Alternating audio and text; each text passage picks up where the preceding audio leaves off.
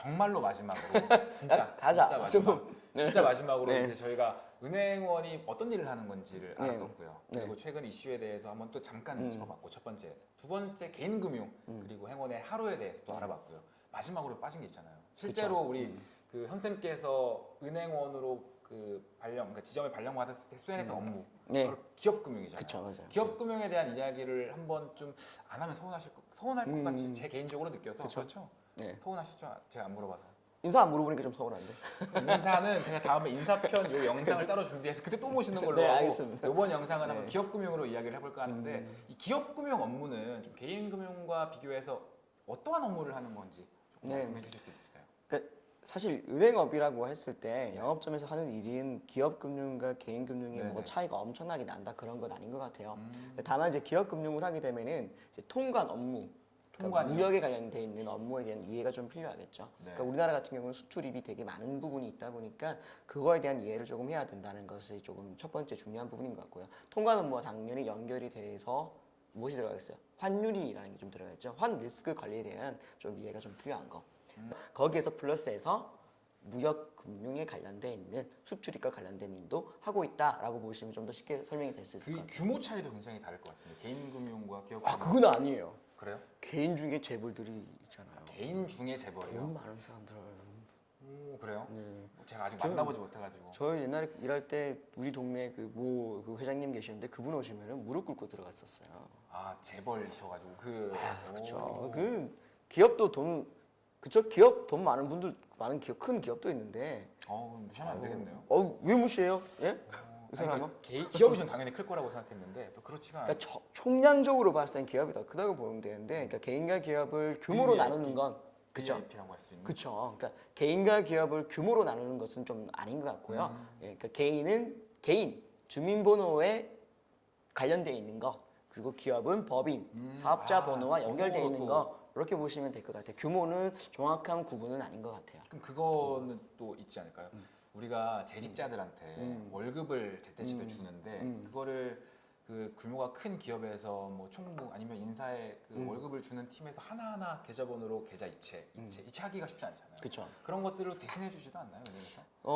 사실은 그 대신해 주는 것은 옛날에는 좀 그랬어요. 그 옛날 이체를 얘기인가요, 그거? 옛날에는 이체를 보내주면은 이렇게 처리를 했었는데 요즘에는 그 부분에서의 좀 복잡한 부분도 실수가 발생하는 게 있기 때문에 전산으로 엑셀로 자동으로 이렇게 처리하는 것들이 대부분이라고 보시면 될 것 같아요. 그러니까 ERP 시스템을 통해 가지고 자동으로 하는데 아무튼 그 급여 이체 관련된 업무도 기업 금융의 업무 중에 하나라고 보시면 될 것 같아요. 네. 그렇습니다. 저번 영상에서는 마지막으로 개인 금융을 지원하시는 분들은 삶의 생애 주기를 좀 알아야 된다라고 해주셨는데 이제 기업 금융을 중점적으로 노리시는 분들께 요것만큼은 좀 알고 지원했으면 좋겠다. 아니면 요거는 우리가 조금은 뭐 정량적이든 한 준비를 해보자라고 두 가지를 좀 두 말씀을 가지요? 한번 드려볼게요. 네. 그러니까 첫 번째는 기업의 신용 분석에 대해서 좀 이해를 했으면 좋겠습니다. 재무제표에 대해서 좀 이해를 했으면 좋겠습니다. 그러니까 재무제표가 어떻게 구성이 되어 있고 거기에서 우리가 어떤 부분들 집중해서 봐서 신용평가와 분석이 이루어지는지에 대한 기본적인 이해를 좀 하면은 되게 도움이 될 것이다. 네. 두 번째는 무역에 대해서 좀 이해를 하는 것이 되게 필요할 것이다. 우리나라 기업들은 대부분이 수출입을 진행을 하고 있기 때문에 그거에 대해서 이해를 하고 있는 거. 통관 절차가 어떻게 흘러가는지, 환율과 금리의 연관관계가 어떻게 흘러가는지 이런 부분들을 조금 많이 알게 되면 되게 유리한 부분들이 있다는 거 아셨으면 좋겠습니다. 아무리 들어도 이제 경제나 그 상경계나 이쪽 친구들이 조금 더 유리할 것 같다는 생각이 아 그래요? 아니요. 여러분 가서 배웁니다. 연수 기간 상당히 긴 시간 동안 배우고요. 사실 맞아요. 저도 아무것도 모르는 상태에서 맞아요. 네. 다 배우니까 걱정하지 마세요. 근데 알면 유리한 거, 안다고 붙는 거 아니에요.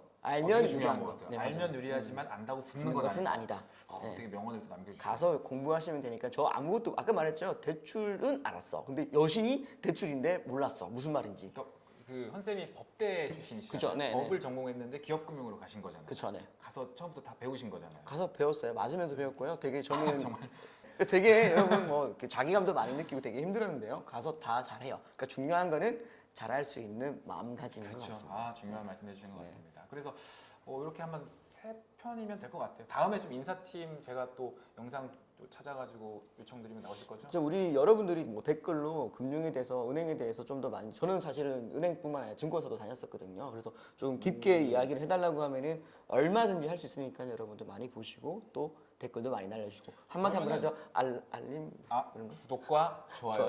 알림. 그 제가 다음에 정말 작정하고 네. 뭐 어떤 증권편이랑 네. 인사편에서 네. 한번 모시고 좀 이번처럼 또 깊은 대화를 얼마든지. 진행해서 네. 한번 드리는 걸로 하겠습니다. 다시 말씀드리지만 구독과 좋아요, 알람 꼭 해주시고요. 그러면 이제 길고 길었던 네. 이 은행원 편은 이상으로 마치고 다음 영상으로 찾아뵙도록 하겠습니다. 감사합니다. 다음에 뵙겠습니다. 네.